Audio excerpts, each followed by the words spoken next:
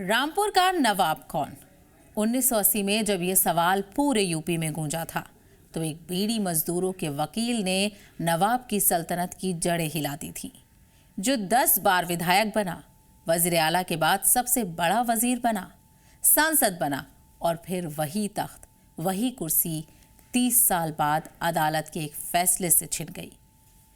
कौन है यूपी का वो मुस्लिम नेता जिसे सियासत निकल गई, जिसने मुल्क के मुसलमानों से कहा था, जमाना तुम्हें जाहिल और अनपढ़ देखना चाहता है, अगर तुम अपने बारे में नहीं सोचोगे तो 7 समंदर पार से कोई आपको कलम देने नहीं आएगा। आज 14 अगस्त को उसी बेताज बादशाह की यौम पैदाइश है। आज सुनिए रामपुर से लखनऊ तक सियासत को हिलाने वाले आजम खां की पूरी कहानी। मोहम्मद आजम खां 14 अगस्त 1948 रामपुर में वालिद मुमताज खां के घर पैदाइश हुई। अलीगढ़ मुस्लिम यूनिवर्सिटी से कानून की डिग्री, 1974 में ग्रेजुएशन, 1981 में ताज़ीन फातिमा से निकाह और फिर 2 बेटे। सियासत से पहले एक आम वकील, लेकिन रामपुर की आवाम ने उन्हें वकील से नेता बना दिया। कहानी शुरू होती है 1980 के दशक से। रामपुर में तब नवाब फैमिली का दबदबा था। आजम खां ने बीड़ी, कपड़ा मजदूरों और रिक्शा चालकों की यूनियन बनाई और नवाब के सियासी वर्चस्व को खत्म कर दिया। उनका सियासी सफर तो सियासत की पूरी तारीख है। 1980 में जनता पार्टी सेक्युलर से 8वीं विधानसभा में पहली बार विधायक बने, 85 में लोकदल से दूसरी बार, 89 में जनता दल से तीसरी बार और 91 में समाजवादी जनता पार्टी से चौथी बार। मतलब 1993 में समाजवादी पार्टी बनने से पहले ही वो 4 पार्टियों से 4 बार विधायक बन चुके थे और जब मुलायम सिंह यादव ने एसपी बनाई तो उसके संस्थापक सदस्य बन गए और फिर रामपुर से लगातार 10 बार जीत का वो रिकॉर्ड बनाया जो आज तक कोई नहीं तोड़ पाया। 1993 में मुलायम सिंह यादव के साथ समाजवादी पार्टी के संस्थापक सदस्य बने और तब से 12वीं से 17वीं विधानसभा तक लगातार एसपी से ही 10 बार रामपुर से विधायक चुने गए।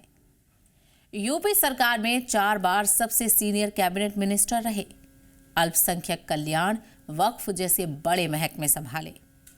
समाजवादी पार्टी में जनरल सेक्रेटरी भी रहे। 2009 में जया प्रदा विवाद पर पार्टी से इस्तीफा दिया, 6 साल के लिए निकाले गए। फिर 4 दिसंबर 2010 को वापसी हुई। 2019 में रामपुर से लोकसभा सांसद बने और फिर शुरू हुआ जेल का सियासी चैप्टर, कानूनी मामलों का सबसे बड़ा दौर।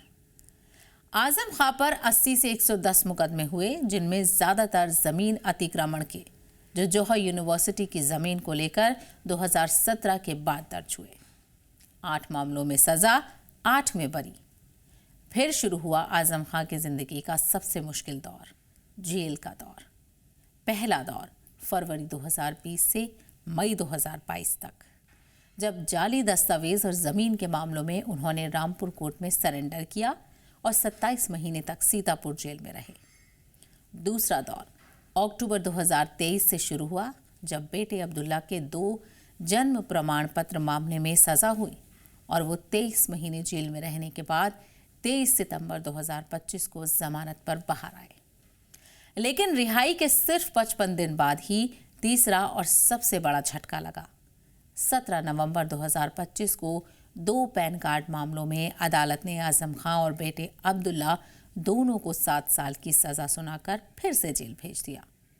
और फिर मई 2026 में 2019 के भड़काऊ बयान वाले मामले में 2 साल की और सजा हो गई, जबकि इससे पहले ही साल 2023 में 2008 के एक पुराने मामले में 2 साल की सजा होने पर लोक प्रतिनिधित्व कानून 1951 के तहत उनकी वो रामपुर की विधायकी छिन गई थी, जिस पर वो 30 साल से काबिज थे। आजम खां की कहानी कुर्सी की नहीं, किस्मत की है। एक शख्स जिसने मजदूरों की बीड़ी से सियासत का चिराग जलाया, नवाबों के महल की दीवारें गिरा दी, जिसे आवाम ने 10 बार ताज पहनाया। आज वही शख्स जेल की 4 दीवारी में तन्हा अपना यौम पैदाइश मना रहा है।